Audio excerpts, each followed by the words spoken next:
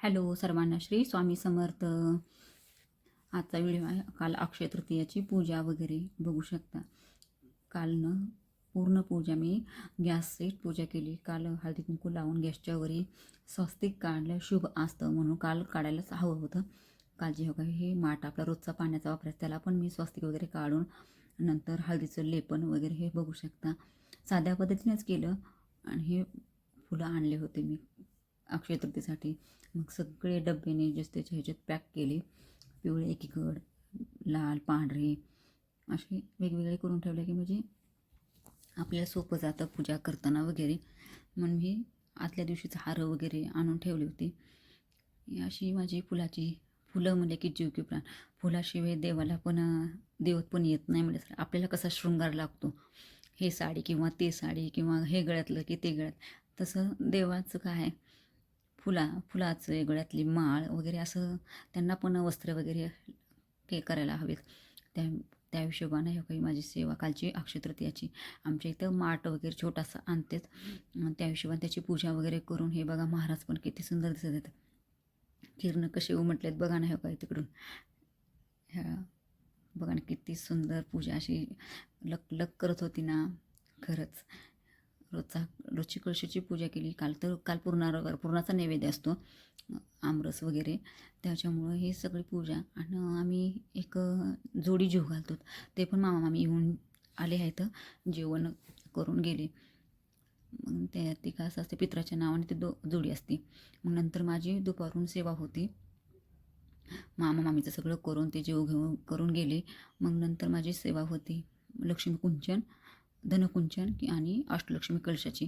काल हे होतं ना अक्षय तृतीयामुळं 3.5 मुहूर्तापैकी एक मुहूर्त म्हणून ही पूजा पण केली. कुंकुमार्चन करायचं होतं. ही कमळगट्ट्याची माळ ही घरात असायलाच पाहिजे, कारण की आपण श्रीयंत्राला 108 मनी आपलं फुलं वाहू शकत नाहीत. कमळ कुठून आणणार आहेत आपण? म्हणून ही कमळगट्ट्याच्या बियापासून मणीची माळ बनलेली आहे. म्हणून ही आपण त्याच्यावर विराजमान करायची, अशी सेवा करायची. मग नंतर कवड्याची माळ तुळजाभवानीला प्रिय आहे म्हणून कवड्याची माळ पण मी घातलेली आहे तुळजाभवानीच्या टाकावर.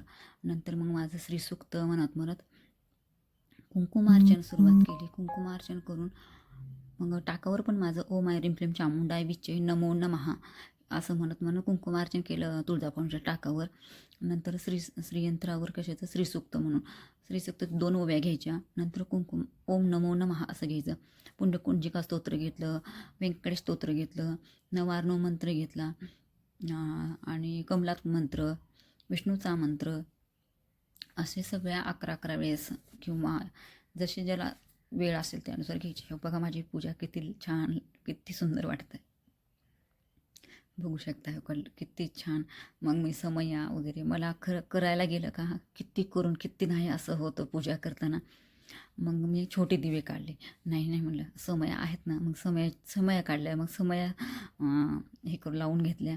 बघा ना किती छान. मी काय नाही देवीला काय नाही आमरसच ठेवला, कारण की काल मुहूर्त तसा होता म्हणून आमरसाचाच नैवेद्य म्हणून ठेवला. आणि देवाला तर काय मी पुरणपोळीचा नैवेद्य बघितलाच तुम्ही मागं थोड्याशा ह्याच्यात. हे काही अशा पद्धतीने सेवा ही कशी घरात लक्ष्मी स्थिर राहते. आपला असा आलेला पैसा किंवा काही म्हणा दवाखाना कोर्ट कचेरी वगैरे या ठिकाणी जात नाही.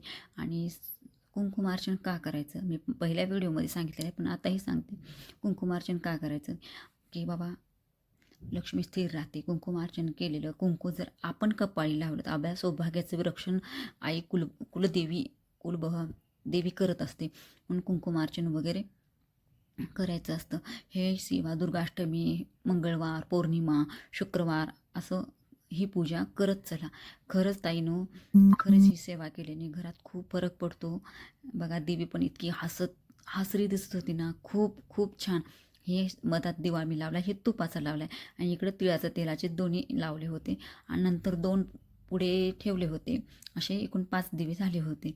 म्हणलं आणि हे 3 लावले तर कशाला 3 तिकडांना काय काम बिघडा असं होऊ नये म्हणून असे छोटे पुढे 2 मी केले.